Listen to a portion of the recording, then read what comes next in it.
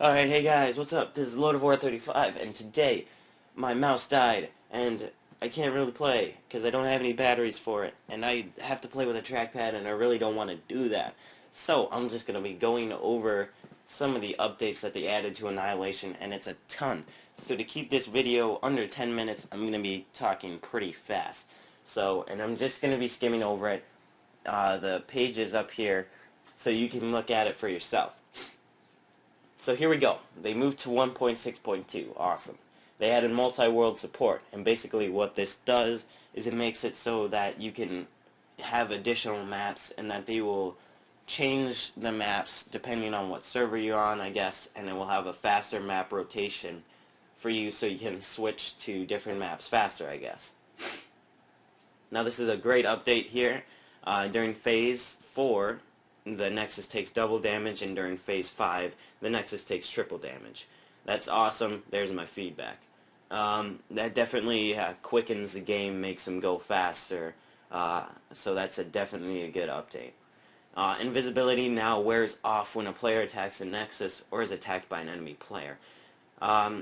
They say that this should allow players to continue to use invisibility to enter a Nexus room, but can no longer frustrate enemies by hiding in corners and being annoyingly invisible. Now, I agree with this to some extent. It says invisibility now wears off when a player attacks a Nexus. That is true, but it also wears off when a player breaks a block. I don't know if they can make it so it only wears off when you attack a Nexus, but if they do, that would be good. Because right now, currently, if you break like a leaf, you'll lose invisibility. If you accidentally try to hit somebody and break a piece of grass, you'll lose invisibility. So that's definitely a downside now.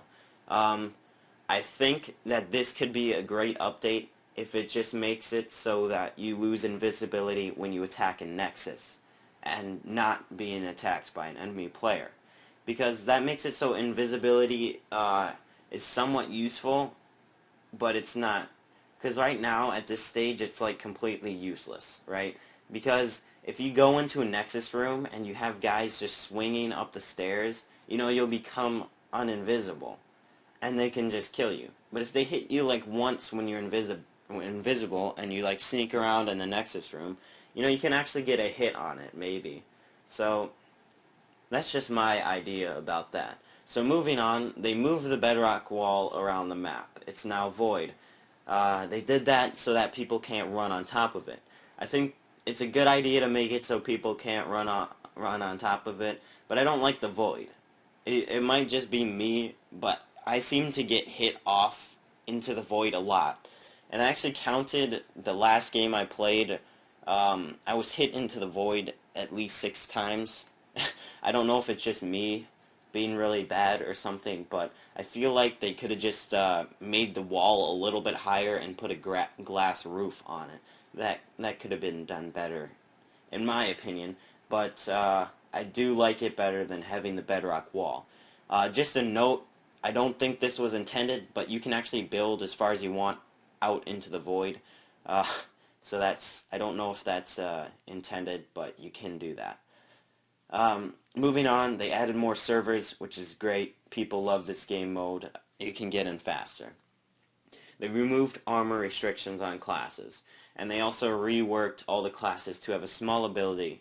Alright, so, this is awesome, because it makes it so Scout, for example, can actually wear iron and diamond armor, so they aren't completely worthless in the end game.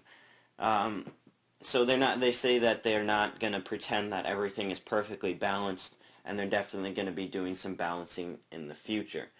Now this is their first update. That was their newest update that I just went over, but in case some of you don't know, they added a Scorpio class, which is if you ever played Mortal Kombat, they can pull you towards them, and they can pull themselves towards their teammates.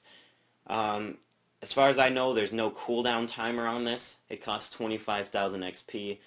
So they can basically make it so you can never escape from them. I think there should be a cooldown timer. Just my opinion.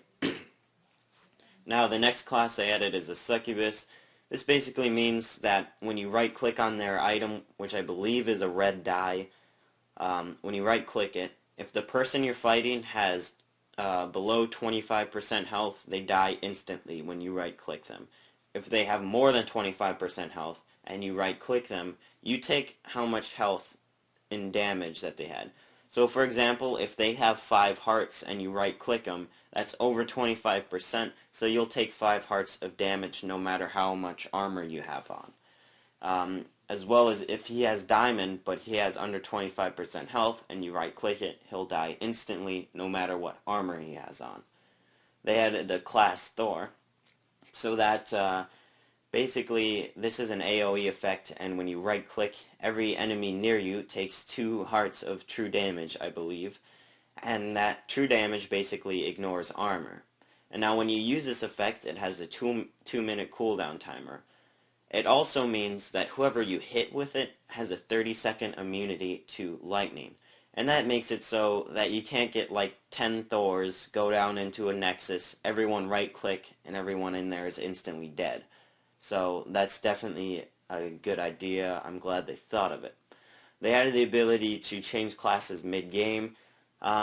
It's definitely a good idea. I don't think I'll be using it very often. I mean, it gives you the ability to switch classes, but since every kit has tools now, I don't think I'll use it too often, definitely. The only way I'd see you using it is if you had like a scout kit and you didn't feel like using that, you wanted to use like Scorpio or something like that, but it's definitely a good idea. So they added premium colors, so those who support us are recognized. So that means basically the platinum have their bluish color, and the gold have their gold color, and the silver have their silver color. So, yeah. And the obsidian and emerald guys, they have their colors too. So, they also fixed some lag issues. I don't know if this completely fixed everything yesterday. I was getting a little bit of lag, but it was not nearly as bad as it was before, so good job on that. They added basic mining and trapping supplies to all classes, which was definitely good. This makes everything even, so you don't have to be a civilian for the first part of the game, get tools, hide them in a chest, and then switch to your other classes to use tools again. They also added Chapeau XP, which is great. You get 3 points for a kill. You get 1 point every time someone on your team damages a Nexus. So that includes you. So you get a point if you damage a Nexus. You get a point if somebody on your team damages a Nexus.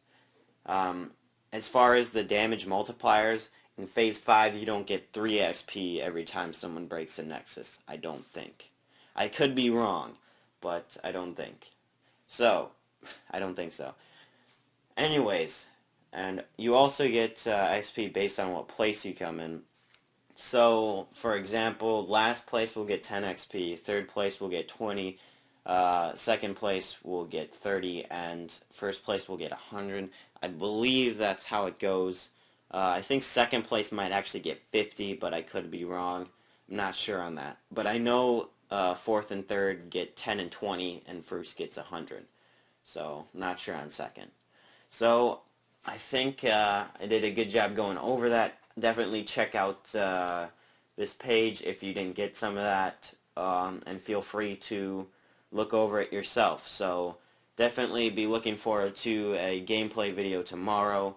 I'll have my mouse. So I think that's about it for this video, guys. I'll see you next time.